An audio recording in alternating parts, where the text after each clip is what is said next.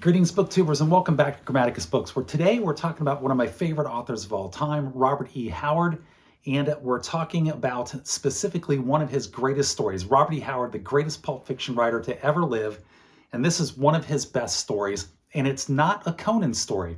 It's outside of his Conan bibliography, and no, it is not Solomon Kane, and no, it's not King Cole either.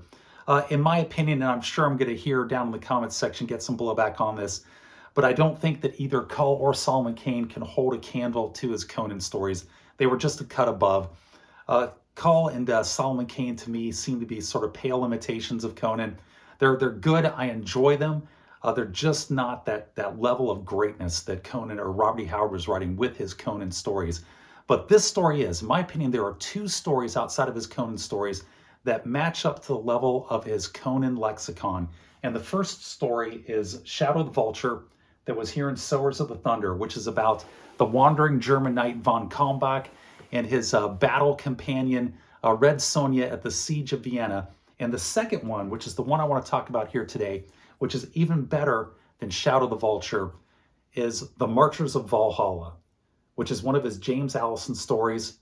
This is here the 1978 Berkeley Medallion edition put out by Glenn Lord, who took over the Robert E. Howard estate in 1965. This was published first in 1972, well after Robert E. Howard's death. There were only two James Allison stories published in his lifetime, and those were both in 1934. But Marchers of Valhalla, it's a James Allison story. It is an absolute tour de force in epic, grim, fatalistic, heroic fantasy in the vein of the Old Norse sagas. It particularly brings to mind for me the tale, Gunnar's Tale from Njál's Saga, with that fatalistic Norse heroism and grimness of the prose that's in here. And this is just a wonderful, wonderful story.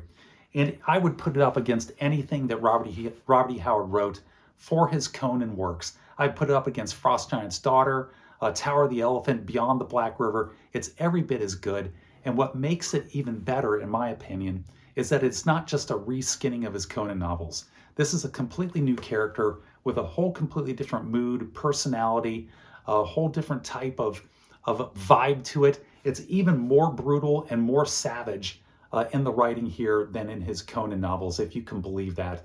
And it is just an absolute tour de force in grim fantasy. Grim, epic, fatalistic, heroic fantasy.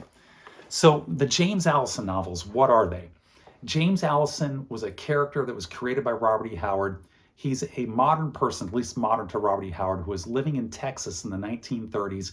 He's crippled and he's afflicted with this disease that is slowly killing him. But he can remember all of his past lives. He's been reincarnated over and over and over, going all the way back into the Hyborian Age and even before.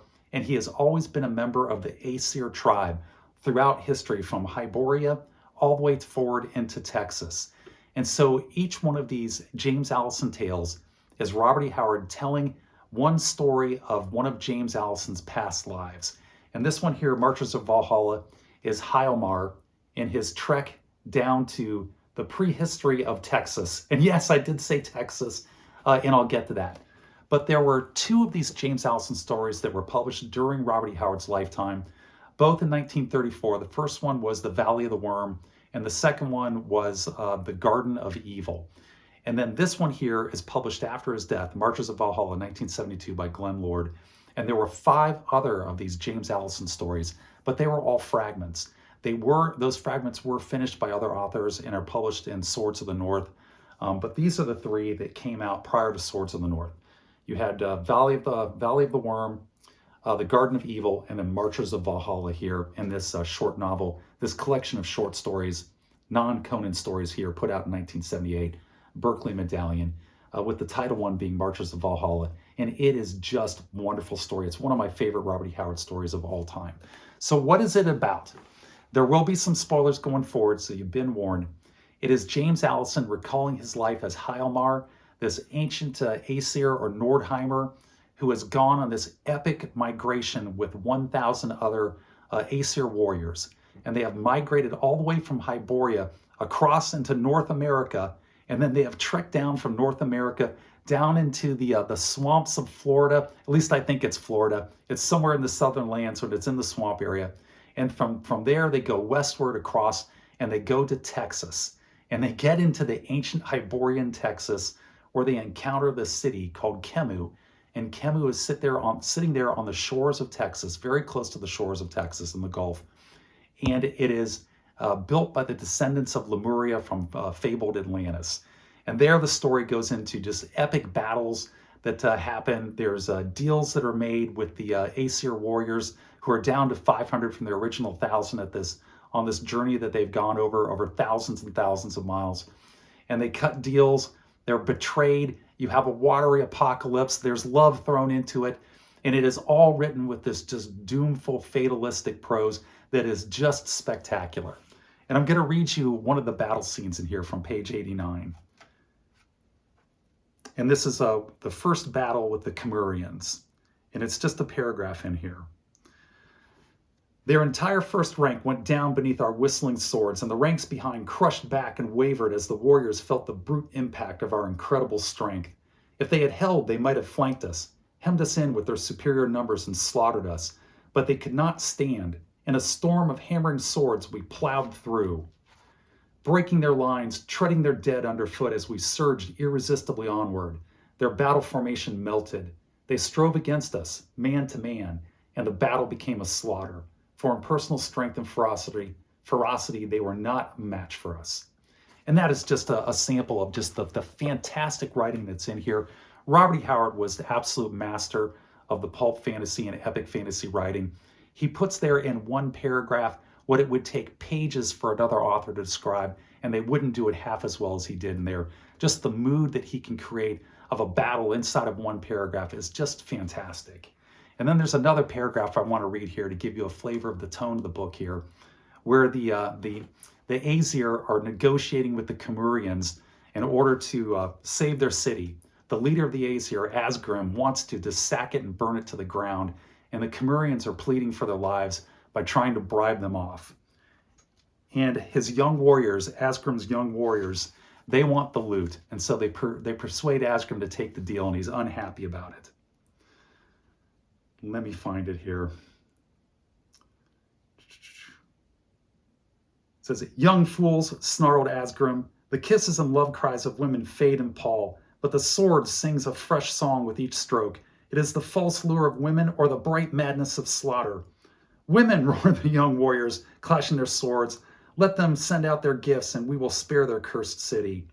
Old Asgrim turned with a sneer of bitter scorn and called to the golden-haired girl in the tower. "I would raise your walls and spires into dust and drench the dust with the blood of your masters," he said. "But my young men are fools. Send us forth food and women, and send us the sons of the chiefs for hostages." He shook his head and muttered, "Gods and bright trappings are dust of vanity and fade before the march of the years. But the edge of slaughter is not dulled, and the scent of fresh spilled blood is good to an old man's nostrils." And that's Asgrim, unhappy that he's not going to get to raise the city and taste the blood with his sword, and instead they're going to have the treasure and loot that come out in order to bribe them from not sacking the city. And that's just, again, the quality of the writing in here. It is fantastic. It is savage. It is brutal.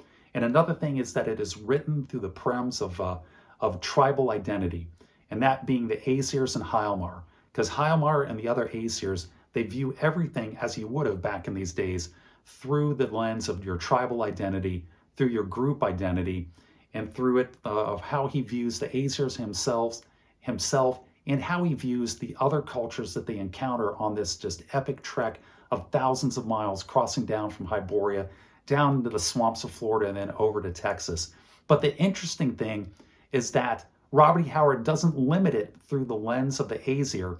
He also takes that same lens, that same prismatic view of tribalism, and then puts it into the Kemurians, and you get a taste of the Kemurians viewing the Aesir through that same lens of tribalism.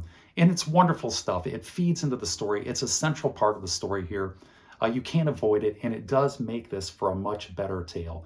It is just a wonderful, wonderful tale, and in my opinion, stacks up with anything that Robert E. Howard wrote in his Conan novels, and it is one of the best stories of Robert E. Howard's career, and that is The Marchers of Valhalla. If you get a chance to pick this book up, and you can pick this up on eBay for fairly cheap, or even probably from Amazon, or there might be an electronic copy of a version from Kindle that you can get very cheap as well.